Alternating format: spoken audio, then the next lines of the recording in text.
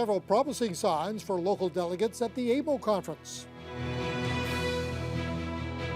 A joint police operation leads to several cell phone use charges.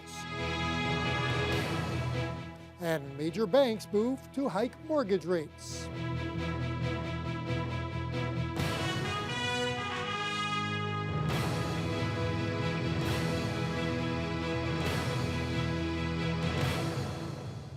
Good evening and thank you for joining us. The province gets it. That's according to Councillor Joe Verderamo following the wrap-up of the annual Association of Municipalities of Ontario conference. At the forefront of the city delegation's priorities at that gathering was Thunder Bay's proposed event centre, mining readiness and energy concerns. And city leaders say that while they received generally positive responses from provincial cabinet ministers, they will continue to drive home the message that the future of Ontario lies here in the north. Nate Jones has more. It may have taken a while to get the provincial government's ear on many of the important issues for the region. But after the AMO conference in Ottawa, City Councillor Joe Verderamo says things are slowly beginning to move in the right direction. We talked about Northern Ontario as being an economic engine for government and the potential with the Ring of Fire and the whole mining issue. They agreed. And they agreed that they're working on it and they want to get it right. The Minister of Economic Development, Trade and Employment said Thunder Bay's mining readiness strategy has set the stage for the future of the industry. There were commitments made by that office to foster a stronger working relationship in the north. Another hot-button issue is the future of the Thunder Bay generating station. Currently, the plan for the generating station is still under review. Verderamo says that although there hasn't been any definitive answer yet, Energy Minister Bob Chiarelli had some interesting comments. When I questioned him about the Thunder Bay generating station, I questioned him about the OPA and IES, whatever organization is, and he said, as a minister, I can issue a directive. That was surprising to me. Mayor Keith Hobbs says that the province has also expressed interest in funding and participating in development of the proposed event centre. Judging from past experiences, council believes the best way to move forward is to get the site shovel-ready. Well, not only the construction jobs to build that event centre, but the permanent full-time jobs associated with that, bringing in possibly a hockey team, bringing in those conferences. It's going to be an economic driver for our downtown, for our hotels. You don't get 4 or 5 new hotels built for no reason. There's a reason. Other issues raised by the delegation included a request for the reassessment of the Resolute paper mill and the lack of social housing in the city. Delegates to the conference say the positive responses they've received should help to ensure the continued growth in the city and across the Northwest. Nate Jones, TBT News. The Minister of Northern Development and Mines is praising a recently released energy plan for the Northwest. The North of Dryden document lays out ways to power the Ring of Fire and First Nations communities. Gravel says it's the first time a real plan has been put in place to get remote communities off of diesel. As Dennis Ward reports, even critics of the government see it as a recognition of the region's energy needs.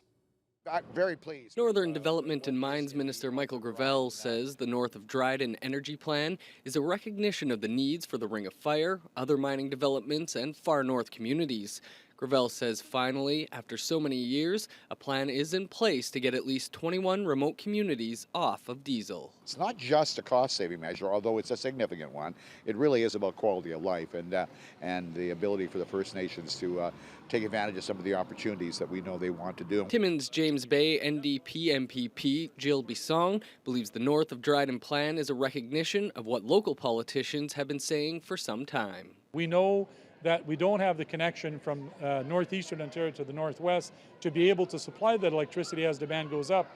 We also know that OPG and others are starting to agree with the plan that's been done here locally, that in fact the amount of energy needed is actually going to increase. So what we need to do is prepare for that. If we are going to be able to benefit from the natural resources of our region, we need to make sure that we have the infrastructure to be able to make that work. The local energy task force has said the energy plan is proof the Ontario Power Authority is finally listening, but felt that recognition has taken too long, something Gravel says he gets. I certainly understand the expression of some frustration by the Northwest Energy Task Force, but from my perspective, this is just all good news. We're seeing a true recognition on a grand scale of what needs to happen to make sure we meet the energy needs in Northern Ontario and perhaps most specifically in Northwestern Ontario. The first phase of the plan calls for new transmission lines to Red Lake and Pickle Lake at a cost of nearly $300 million. How that will be financed is not yet clear,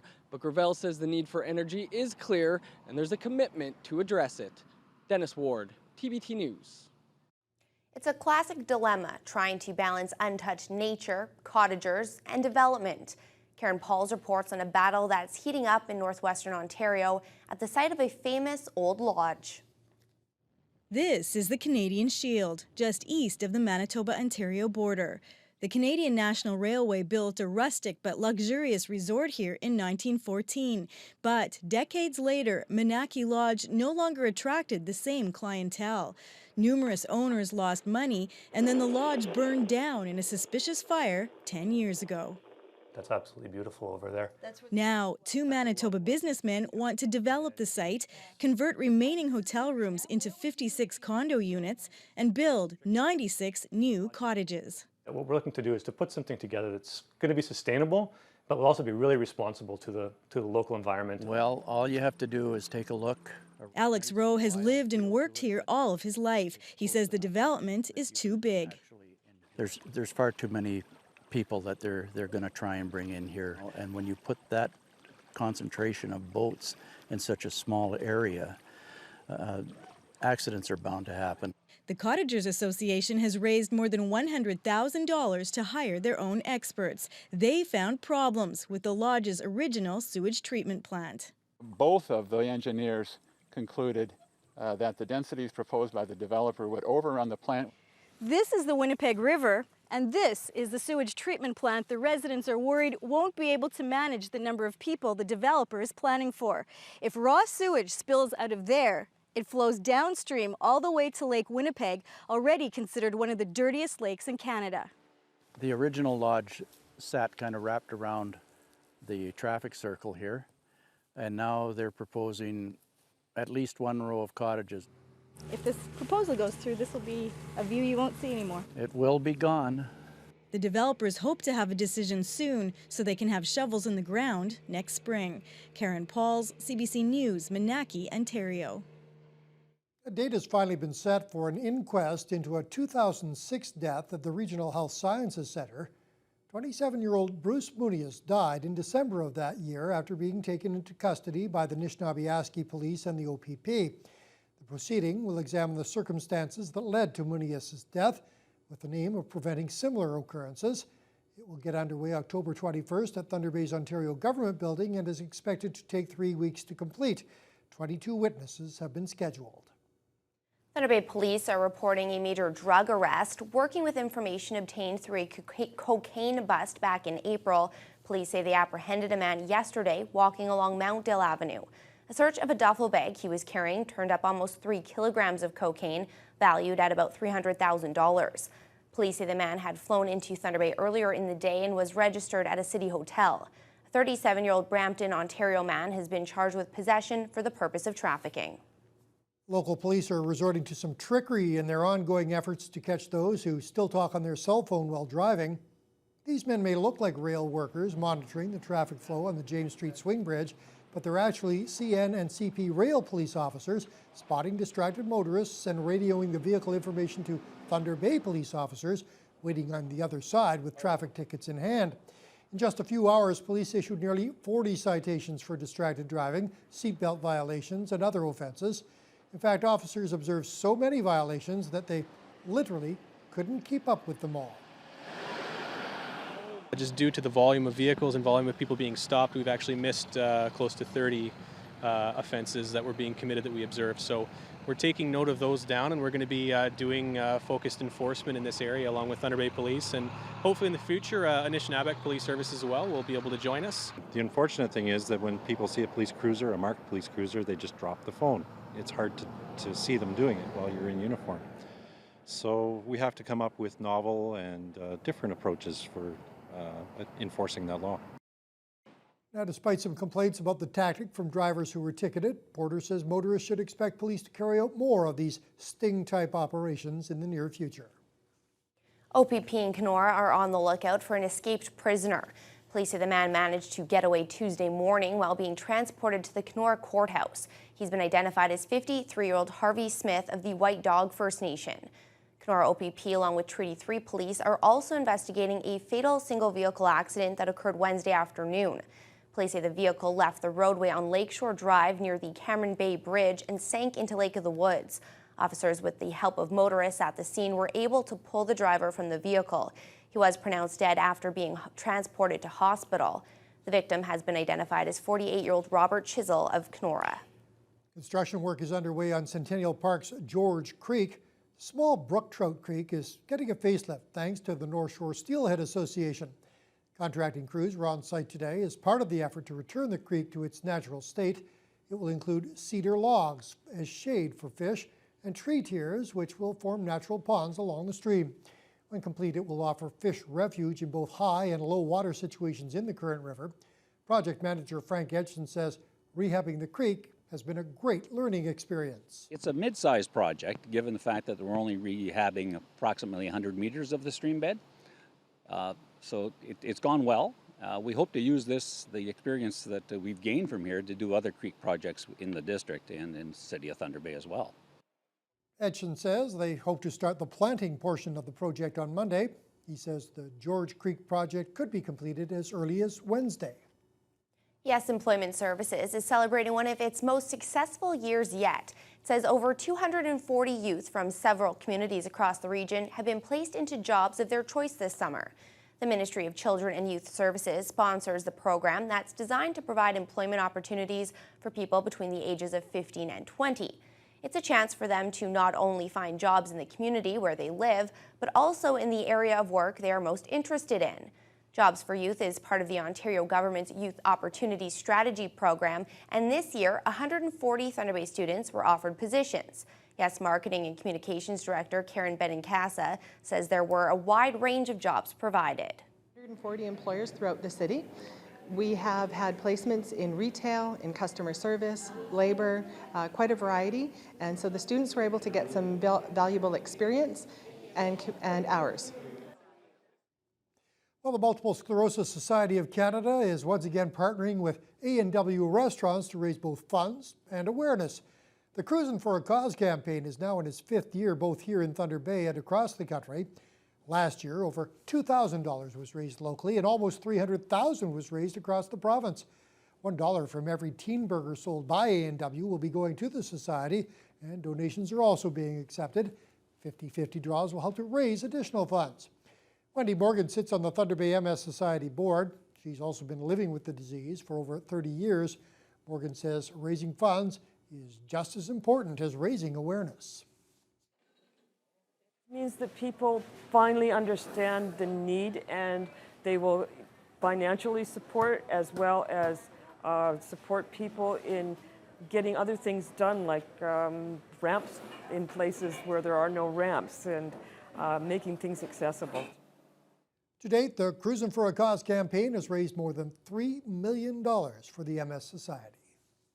Dancing, music, and outdoor games. Those were just some of the activities at Marina Park last night as hundreds of people made their way to the 7th Annual Superior Youth Fest. And the event could be summed up in one word. It's awesome. Cool. Fun. Just fun. This year's Youth Fest featured 6 bands, including 3 local acts. Over 25 community group exhibits, along with many collaborative art pieces, gave young people plenty to do. The big hit of the night was the human hamster balls that kept kids rolling and tumbling around the park. Organizer Jean-Paul DeRover says the event targets the needs of a sometimes neglected group. We're kind of addressing a need for that type of programming that doesn't really get as much attention as certain other programs that we run, such as Summer in the Parks, which is a bit of an older clientele, and events like the Teddy Bear's Picnic, which is primarily younger families. DeRover adds that Youth Fest continues to grow in numbers and activities every year. Well, turning to weather, Fiona, a perfect summer day to go hamster balling. Yeah, I would probably say you're right. It was a little cooler than it has been, not quite as humid. All in all, a gorgeous day. Most of the precipitation stayed well to the south of us. We were in this beautiful zone of sunshine and mild winds at times. Now, mainly sunny skies. We did top out with a high of 25, and that's with those light winds from the northwest, keeping things dry and a touch cooler. We take a look at this hour. We're all at about seasonal values pretty much across the board. 22 in Atikokan and Dryden, Kenora, 23 in Fort Francis with lots of sunshine, just a few cloudy periods here and there, and even as far east as Sault Ste. Marie, they're currently at 23 as well. So fairly consistent temperatures in most areas. Tonight we're actually going to drop down into the single digits, 8 Celsius overnight tonight, so a little bit cooler, but quite comfortable still for sleeping, and the winds are going to stay very light, just 4 to 9 kilometers per hour. It's practically calm, so don't have to worry about the wind blowing in. As we head into Friday, more sunshine on the way, and there is a surge of heat coming in from the south that we are going to experience on the weekend. It's going to be hot. Unfortunately, it's also going to be wet at times. So hot, sticky, and a little bit damp. So if you've got plans for the weekend, you'll definitely want to tune in later on the news hour. We're going to kind of go through hour by hour what we can expect for the next few days. All right, thanks very much, Fiona. Well, we've been hearing warnings for quite some time now about the jeopardy that we face if we're carrying debt levels. It appears that those consequences may be coming home to roost sooner than you think. We'll have details as your news hour continues. I want to get into something sooner rather than later.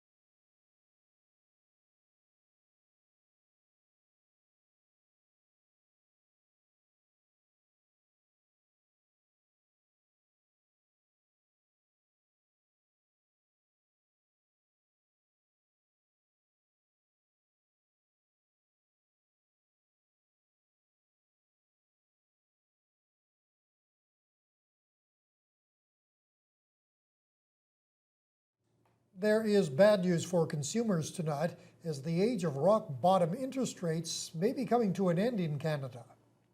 BMO started the process yesterday by announcing a hike in its mortgage rates. Several other banks have now followed suit, raising their fixed-term rates by almost 1/4 percentage point. Ron Charles reports. Very nice. Pretty good cupboard space. Melanie Gavlin has taken her time, about 4 months so far, searching for her first home. Lots of space in here. She's already got a pre-approved mortgage locked in at a pretty good rate. I'm really happy with the rate that I have now, and I want to find something within that because I might not be able to afford it otherwise. So, tick-tock. With mortgage rates on the rise, her search is accelerating. Her real estate agent says he expects the same from a lot of first-time buyers with pre-approved rates. I think we're going to see probably a bit of a mad rush for the people that have those rate holds only for the next couple of months. They might want to get into something sooner rather than later. So how much have rates gone up? Over the past 2 days, most banks have increased the rates on their benchmark 5-year mortgages by just under 1/4 percentage point. BMO led the charge when it increased its 5-year rate from 3.59% to 3.79%. Remember, just 5 months ago, BMO offered a 5-year rate of 2.99%. That almost created a rate war between the big banks until the finance minister, concerned about the overheated housing market, got involved. We don't want to race to the bottom on mortgage rates by our financial institutions. Flaherty's warning sent rates up a bit. Since then, it's the rising interest rates south of the border that have been sending Canada's rates higher. CIBC economist Benjamin Tal says there's a silver lining. Now, we have to remember that interest rates in the US are rising because of an improving economy. So overall, the global economy is improving. 2014 probably will be a better year. This means that the economy in Canada in 2014 will be better. One popular mortgage rate that won't be rising is the variable rate. It's tied to the interest rate set by the Bank of Canada, still at near historic lows and not expected to rise until the middle of next year. Those mortgages can be had for just 3%. Ron Charles, CBC News, Toronto. Liberal leader Justin Trudeau says the last time he smoked marijuana was a couple of years after he became a member of Parliament. Trudeau says he's only used marijuana a few times in his life, and the last occasion was at a social event at his home 3 years ago. Trudeau's comments have prompted questions for the Liberal leader today. Julie Van Dusen has more on that. Justin Trudeau wants to legalize marijuana. Everywhere across the country and around the world even, people are moving towards understanding that that the continued prohibition of marijuana is not in the best interests of a free society. Earlier this week, police chiefs gathering in Manitoba proposed ticketing people who have been found with 30 grams or less of marijuana. It's a middle ground there, right? Nothing is nothing. All is a criminal record. The police chiefs will have made a step in the right direction, recognizing the wasted resources involved in prosecuting marijuana crimes. Trudeau also said in an interview with the Huffington Post that his youngest brother, Michel, was facing a possession charge for a small amount of marijuana in 1998, just before he died in an avalanche. Trudeau says the last time he smoked pot was 3 years ago, and he jokingly referred to someone putting hallucinogenic mushrooms in his spaghetti once. I have not taken other drugs. I have been, in my past, a very rare user of marijuana. I think 5 or 6 times in my life that I've taken a puff. It's not my thing. The Prime Minister's office says Stephen Harper has asthma and has never smoked dope. He was asked to comment about Trudeau. Those actions speak for themselves. But Justice Minister Peter MacKay was happy to issue a statement taking a swipe at Trudeau. By flouting the laws of Canada while holding elected office, he shows he is a poor example for all Canadians, particularly young ones. The NDP is in favor of legalizing marijuana. Tom Mulcair has acknowledged smoking marijuana, but says lawmakers must be careful. But we also know that in the current state of play, what's on the market today compared to what existed 30 years ago is a lot stronger, 30, 40 times stronger. Trudeau says one admission has sparked even more reaction than revealing he's tried pot. I think I'm in more trouble for having admitted that I don't drink coffee on social media today. Julie Van Dusen, CBC News, Ottawa. This is an example. The UN wants to investigate claims the Syrian regime used chemical weapons on its own citizens. Anti-government forces allege there was a chemical weapons attack yesterday near the capital, with some saying the death toll was in the hundreds. Nala Ayad has more on the situation. No respite today for the eastern suburbs of Damascus. Amateur video suggests it was another day of relentless bombing by the regime. Residents say it wasn't far from there that thousands were caught up in a much deadlier attack last night, unleashing chaos. Activists say they have no doubt what happened in Ghouta was a callous chemical attack. What else could produce such horrors? They point to the reams of video, the repeated symptoms, as more than enough proof. I'm alive, this girl says repeatedly, almost incredulous. And so many others had apparently died. This boy says we were sleeping downstairs and we heard the bang. My grandfather started vomiting, then convulsing. He died, he says. My mother died and banged her head on the floor. With such vivid testimony, Syrians fail to understand what the world is waiting for. Refugees in Jordan protested, asking how could anyone doubt the regime is responsible. But no aid workers will get there. And now the regime is also refusing to allow UN inspectors currently in Damascus to visit Ghouta to gather evidence. Today, the UN asked formally. It was France, though, that was most outspoken. The foreign minister said, if proven, the attack compels a reaction, possibly the use of force. That's still too many caveats away from what the opposition wants. At minimum, they need medical supplies and arms, says Mohammed Najjar. But we have over 130 countries that claim to be friends of Syria. But these countries, the 130, amongst them, the most powerful countries in the world, they haven't actually given any significant help. But today and every day, no one can enter or leave Ghouta. Whatever evidence it holds, we'll have to wait. Nala Ayed, CBC News, London. An update now on those two Canadians being held in Egypt. A lawyer was scheduled to visit John Grayson and Tarek Loubani today in Tora Prison. That's the same facility where former Egyptian leader Hosni Mubarak was imprisoned. Grayson, a Toronto filmmaker, and Loubani, a London, Ontario emergency room doctor, were arrested Friday in Cairo. Egyptian prosecutors say the men are facing a range of accusations, including belonging to an armed gang, threatening security, and possession of firearms and explosives. A very special ceremony today in Toronto. A bronze statue was unveiled by the waterfront in honor of Jack Layton. The former NDP leader died of cancer 2 years ago today. The statue features a life-size Layton sitting on the back seat of a tandem bicycle. The theme of the sculpture, Stronger Together. Let's take a look at today's activity on the markets now. In Toronto, the TSX was up just over 100 points to 12,674. The Dow posted a 66-point gain, closing at 14,963. And the Nasdaq was up almost 39 points to 36.38. Canadian dollar dropped 0.4 cents to 95.09 cents US. Gold was up 70 cents to $1,370 an ounce. And oil was up over $1 to $105 a barrel.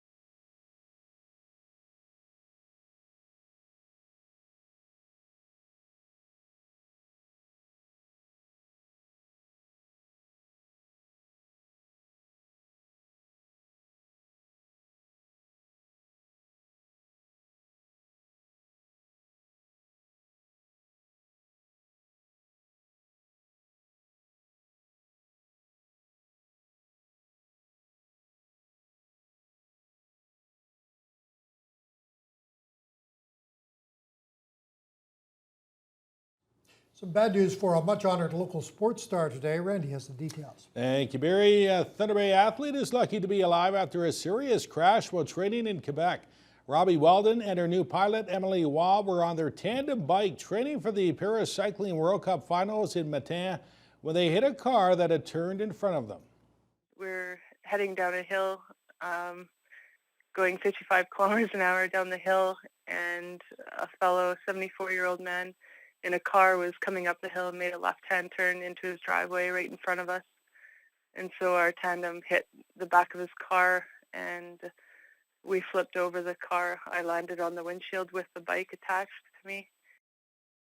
Weldon remains in the hospital after small fragments of bone broke off several vertebrae. She also sustained a concussion, broken collarbone, and broken shoulder blade. Waugh's injuries were similar to Weldon's, but she's already been released from the hospital. The Paralympic gold medalist says even though their season is done, they're just counting their blessings. It's incredibly disappointing, but it's not. We're just very thankful to be alive, and we know that we're strong and we'll be able to recover. It's bones that will heal, and we'll get back home and start training all over again. Weldon doesn't know when she'll be released from the hospital, but she has to stay in Matin until she's cleared to fly home. It remains unclear if the driver of the vehicle will face charges. The battered Blue Jays have placed infielder Meister Isturis on the 15-day disabled list with a sprained ankle. They also announced that pitcher Brandon Morrow has been shut down for the rest of the season and that Melky Cabrera is likely done as well. Their series finale with the Yankees is about halfway through. They are scoreless in the 5th inning. Pretty good start, though, for the Jays last night. Top two, Munenori Kawasaki lashes a sharp single to right off starter Adam Warren. That easily brings in the speedy Anthony Gose.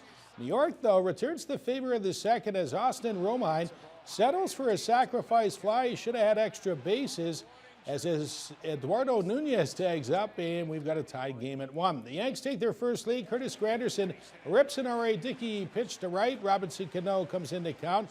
Josh Tolley then picks an opportune time for his first home run as a Blue Jay. This is a solo shot to right, and we're tied at 2.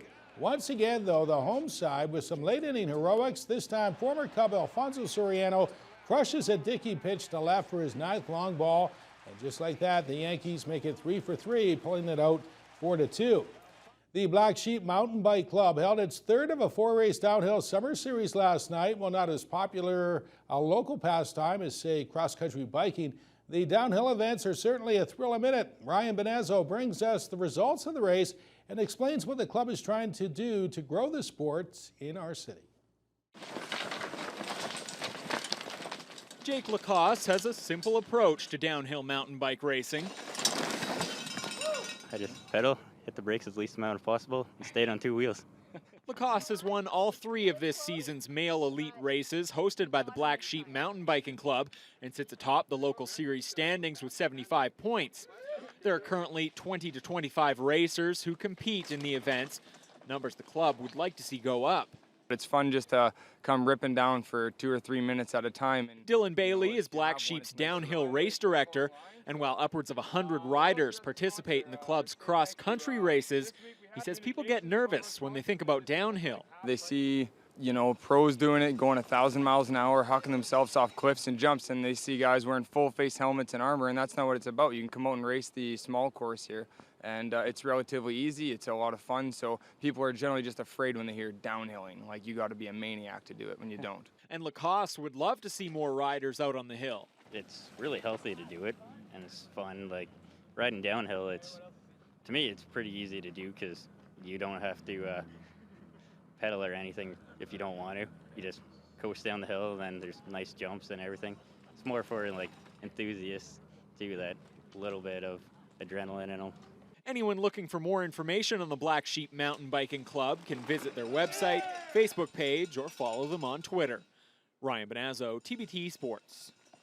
Thunder Bay's Jeremy Kirk fired a second round 75 at the Ontario Juvenile Boys Golf Championships in Renfrew. He's 7 shots off the lead entering the final round. Lydia Ko of New Zealand fired a 5 under 65. She is the clubhouse lead of the Canadian Open Women's Golf Championship in Edmonton. The 16-year-old also happens to be the defending champ. And Week 9 in the CFL kicks off in Montreal tonight. Rookie Josh Nyswander starts at quarterback for the Alouettes because Anthony Calvillo has a concussion. The BC Lions will be heavy favorites in this one. In his previous 19 seasons, Anthony Calvillo has missed all of 22 regular season games.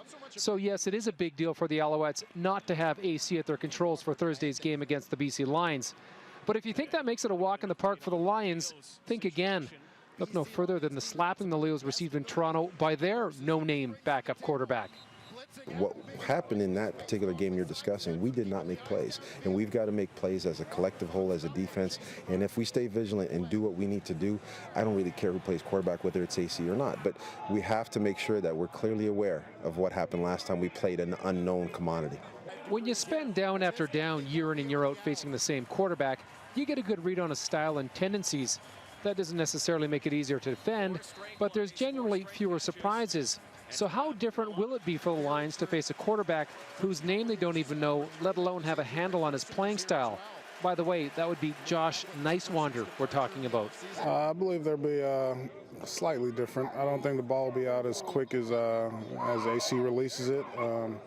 You know, the main thing for us is just go out there and impose our will on their offensive line. It's somewhere, you know, you've seen a little bit of film, but not enough to really see what, you know, he likes to do. But, you know, I think it all comes back to what we do. It's all about staying aggressive and just being confident, but not overlooking anybody in particular. They're very capable. Last time we put on performance against a guy that was not branded in the league yet, you know, we let him get a lot of success, and all of a sudden he's a household backup name now, right? Not saying he couldn't play football, but this new guy, we have to brand him, and definitely, you know, before he can be a part of the CFL family, he has to get branded in and let him know this game is real, you know, and take away his success early and don't let him stick around.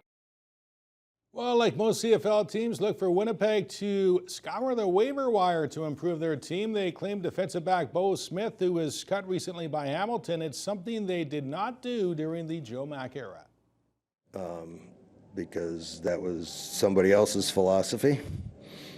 The way we feel now, I mean, I'm talking Wade, Kyle, and myself, we're going to do whatever it takes to bring in players that are going to get us to the Grey Cup. You know, we're going to go free agency, we're going to draft better, we're going to bring guys up from the U.S.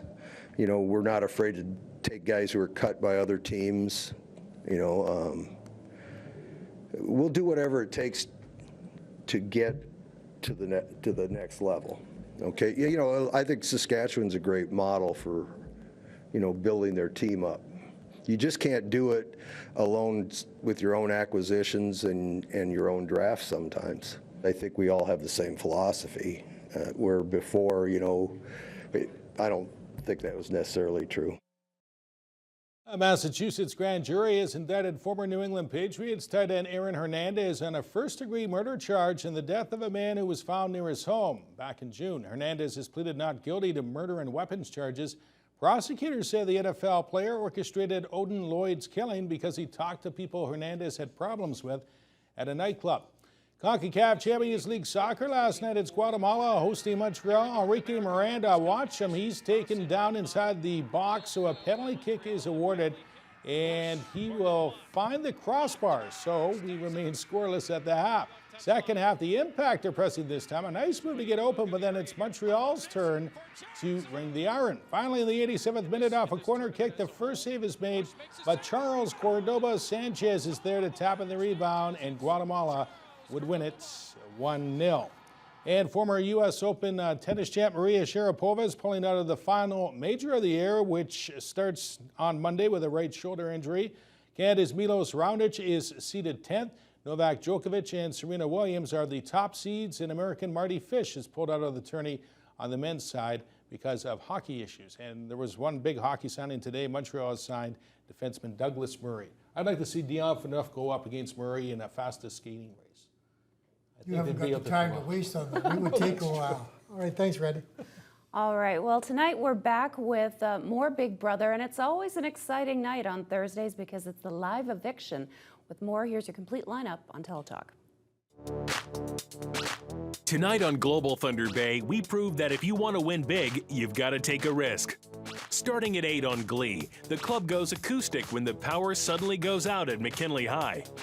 Then at 9 p.m. on Big Brother, another house guest will be evicted from the compound. Then at 10 on Rookie Blue, a bust of a marijuana grow-op turns into Tracy's first homicide case. Over on CKPR Thunder Bay, we get up close and personal with nature and society. First at 8, The Nature of Things has a story of nature, commerce, obsession, and fruit. Then at 9, Generation Jobless talks with today's graduates who are in debt and underemployed. Teletalk is brought to you by Points, the traffic ticket specialists.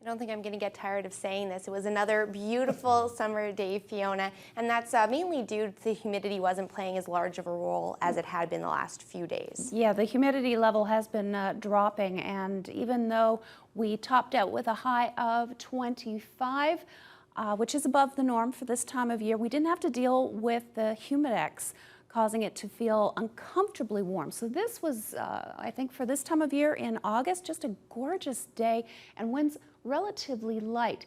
Now it's also staying quite dry to the west, so if our weather came directly from the west and nowhere else, this would be perfect because we've got sunshine in Vancouver, Prince George at 25, 27 in Edmonton and Calgary, and again, the humidex is not a factor with these areas. It's quite dry in the west right now. 27 in Saskatoon, 25 in Regina. Even Winnipeg is enjoying mainly clear skies and 23. However, big change in the next 48 hours because they should be hitting the low 30s, 33, 34 by Saturday. Now, as we head into southern Ontario, hot and humid in Toronto today, 26 Celsius, a fair amount of cloud, a few sunny breaks here and there. Ottawa had light rain for most of the afternoon. They're currently at 23, but again, humidex values making it feel closer to the low 30s. It's very muggy in Montreal and Ottawa. Quebec City currently at 22. We've got increasing cloud and very damp there as well. So we head into the Maritimes. Well, 25 in Fredericton, but a severe thunderstorm watch is in effect. The humidex actually topped out at 37 today, so not exactly the most comfortable day in New Brunswick. Meanwhile, Charlottetown at 23 and Halifax at 20 are expecting showers tonight. And basically, the this entire region of the Maritimes is expecting to see cooler and drier air starting tomorrow. Quite a drop in temperatures. Meanwhile, St. John's currently at 20 Celsius, pretty gusty southwest winds. Now today, high pressure centers moved off, but for the most part, flow from the southwest still had clear skies for most of the day and into tonight and into tomorrow. This is good news for the last day of the work week, looking pretty beautiful. However, we do have some precipitation pushing up from the south, and it's going to be moving in for Saturday and Sunday. And remember, this is all just bodies of air where precipitation is a possibility. It does not mean that it's definitely going to rain, but it's moving in from the south. Let's take a look at the temperatures and where they're coming from. The real heat, this red zone and the dark brown, tomorrow for the most part to the west, we're looking pretty good, but as we head into Saturday, you can see it encroaching, and by Sunday, we too are in the thick of things. So it's looking to really warm up over the weekend again. Tonight, though, single digits pretty much across the board, with the exception, of Kenora. But tomorrow, rebounding quite nicely, good 2 or 3 degrees above the norm and a fair amount of sunshine, but all of this fairly dry temperatures. So these are going to be really comfortable and beautiful days to get out there and enjoy the region. We're currently at 23 Celsius, mostly cloudy in the area, but it's not going to last long, and don't worry, not expecting really any rain from it. It's too dry right now. We're going to clear out tonight and a low of 8 Celsius, winds almost non-existent, 4 to 9 kilometers per hour. Tomorrow, start out at 12 Celsius in the morning. By noon, we're at about 22 with winds light from the south. And by 4 o'clock in the afternoon, about 24. If you're outside, UV index will be 7, which is considered high. So slap on some sunscreen, a hat, some sunglasses. Let's protect ourselves. By Saturday, we're at about 24 Celsius, but there's a 40% chance of showers, especially late in the afternoon. That continues on Sunday when it's even more humid, and there are your jumps in temperatures. 29 on Saturday, by Monday, 28, and by Tuesday, 27. So the weekend, a little bit iffy, but tomorrow should be fabulous.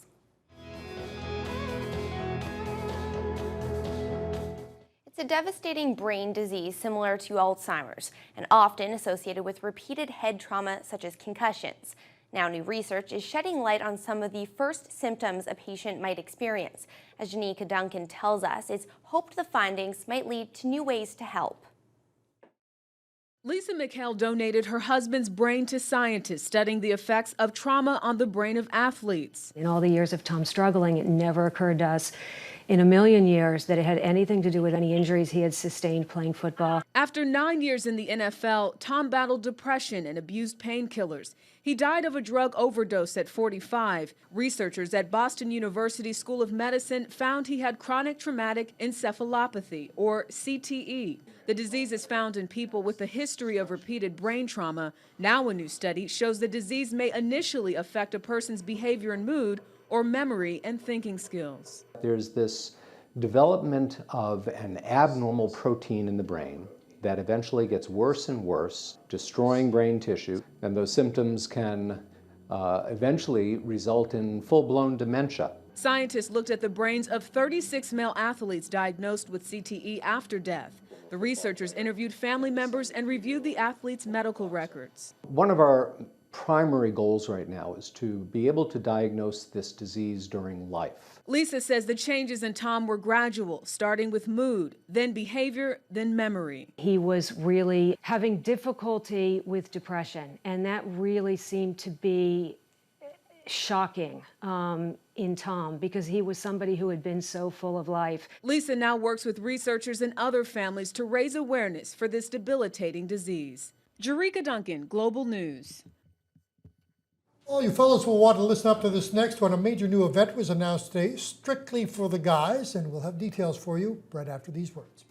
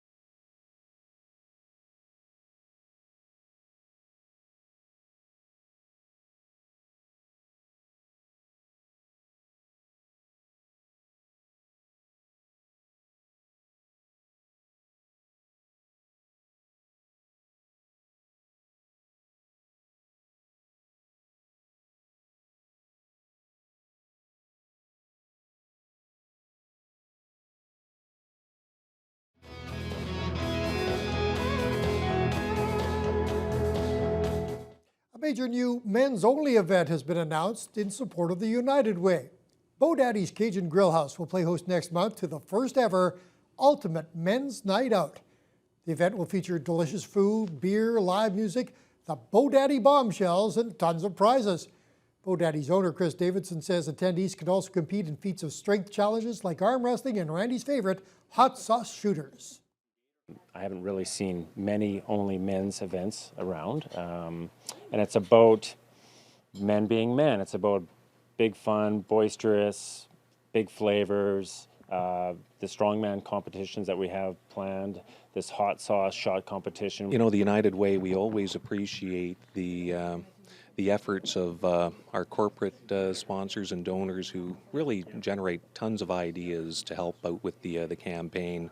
And you know, in the case of Bo Daddies, where you have a fairly new business, for them to be out there thinking about how they can make positive change in the community is a terrific idea.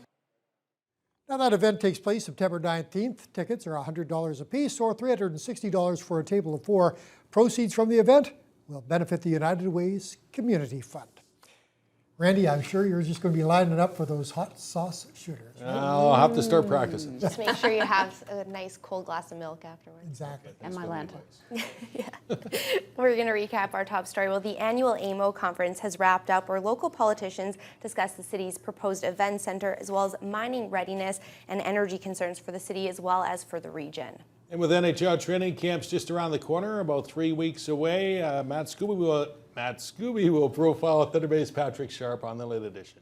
And it's a cool night ahead, a low of 8, but more sunshine tomorrow and a high of 25. So get out there and enjoy the last day of the work week because it could be a wet and hot one for the weekend. And that'll do it for tonight's Look at News, Weather, and Sports. Thanks for being with us and have a good evening.